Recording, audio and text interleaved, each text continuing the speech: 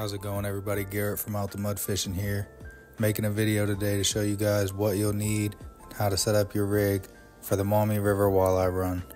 First thing you're going to need is a floating jig head. Make sure you bring plenty of them. You're going to need them. You can add these little twister tails if you want.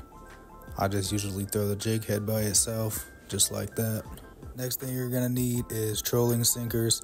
I'd get a few of each size, all the way from 3/8 all the way up to 1.5 ounces for the rapid, more faster moving water. The rod I'm running is a 7-foot rod with a fluger reel and 14-pound braid. I'm going to show you guys how to set up the Carolina rig with the jig head. What you want to do is take your weight and tie it onto your main line. I already have mine tied up here. The next step, you want to get a piece of mono, anywhere from 3 feet to 8 feet in length.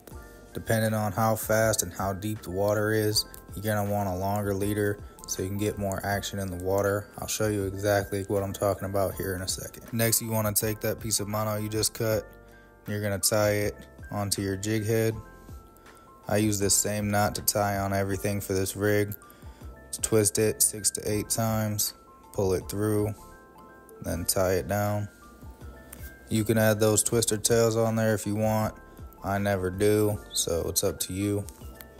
Now you just want to take the other end of that line, tie it to the swivel on your weight, and that is the Carolina rig for the walleye run.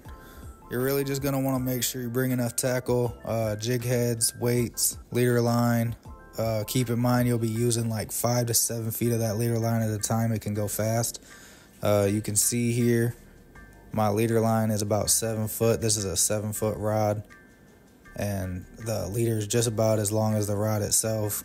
Do not be shy with your leader. If your leader is not as long as your rod, it's probably not long enough. I'm going to show you real quick why you want that longer leader. When you cast out, your weight's going to sink, obviously. And then your leader line is tied to your jig head, so your jig head will move freely in the water.